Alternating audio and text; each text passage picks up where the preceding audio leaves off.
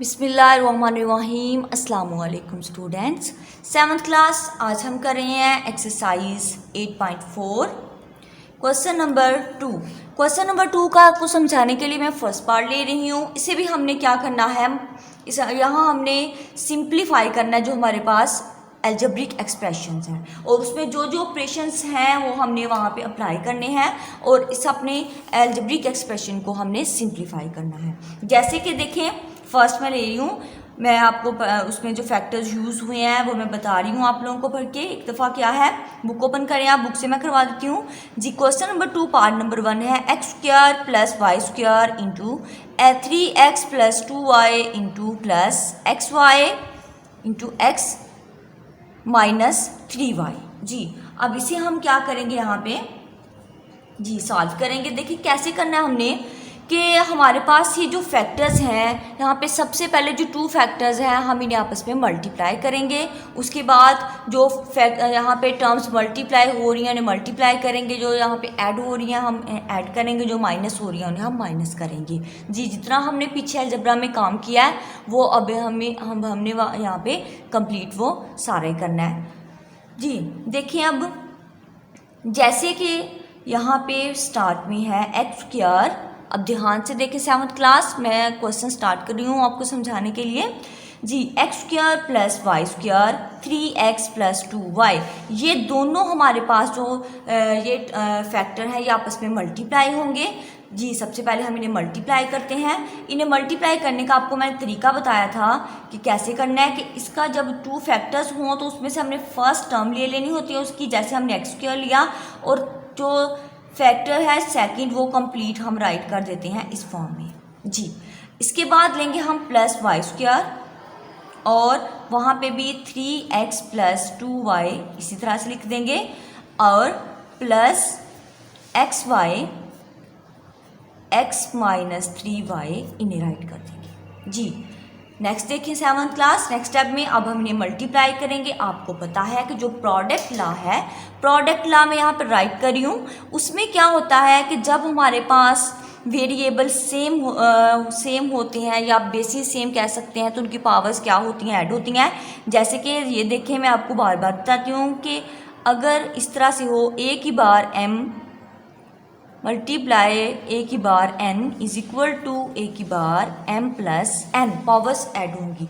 जैसे कि ये भी x है, ये भी x है, जब भी आपस में कोफिशिएंट ने कोफिशिएंट के साथ मल्टीप्लाई होना होता है, वेरिएबल ने वेरिएबल के साथ। जब सेम वेरिएबल होंगे तो उनकी पावर्स ऐड होंगी, लेकिन जब डिफरेंट होंगे तो वो जैसे हैं हम उन्हें वैसे ही राइट कर देंगे, वहाँ पे कुछ भी चेंजिंग लाने की हमें ज़रूरत नहीं है। जैसे कि x² जब 3x से मल्टीप्लाई होगा तो ये आ जाएगा 3x³, फिर उसके बाद x² जब मल्टीप्लाई होगा इसके साथ 2y के साथ तो हम इसे राइट करेंगे +2x² जी। अब इसी तरह से नेक्स्ट y ले लें, प्लस 3 जब y² जब 3x से होगा तो यहाँ पे होगा 3y² या आप इस तरह से लिख लें 3xy² ++ 2y³। y³ कैसे आएगा बच्चे, 2 1 = 2, क्योंकि यहाँ पे इसका कोफिशिएंट 1 है तो y जब y से मल्टीप्लाई होगा तो इसकी पावर ऐड हो जाएंगी, जो मैंने आपको बताया यहाँ पे प्रोडक्ट लॉ में। तो इसे हम इस तरह से राइट कर देंगे 2y³, फिर उसके बाद प्लस। अब नेक्स्ट xy जो है x के साथ मल्टीप्लाई होगा तो हाँ, ये x जब x के साथ होगा तो ये हो जाएगा x²y। फिर इसी तरह से जब ये नेक्स्ट 3y से होगा तो ये हो जाएगा प्लस माइनस 3xy² जी। अब नेक्स्ट स्टेप में आपने ये करना है 7th क्लास कि अब हमने इन सब का जो मल्टीप्लिकेशन जो हम कर रहे थे वो प्रोसेस ख़त्म हो गया। अब यहाँ पे सिर्फ एडिशन और सब्ट्रैक्शन का काम रह गया। तो अब आप यहाँ से ये चेक कर सकते हैं कि क्या इनमें से कोई ऐसी टर्म है कि जो आपस में कट हो रही है या यहाँ पे ऐड हो रही है। तो ये देखें, एडिशन वाले तो तकरीबन सब है, लेकिन यहाँ से ये एक टर्म है हमारे पास जो माइनस में है, 3xy² 3xy² ये दोनों टर्म्स है तो इनके वेरिएबल्स कोफिशिएंट सेम है लेकिन इनके साइन डिफरेंट है, तो ये आपस में क्या हो गए, ये कट हो गई, इधर ही ख़त्म हो गई। बाकी अब ये देखते हैं कि क्या एक्स क्यूब कोई और है यहाँ पे किसी और टर्म के साथ, बिल्कुल नहीं। तो आप 3x क्यूब को आप ऐसे राइट करते हैं। फिर उसके बाद नेक्स्ट आप ये चेक करें कि क्या ये 2x क्या एक्स स्क्वायर वाई कोई और है, बिल्कुल है।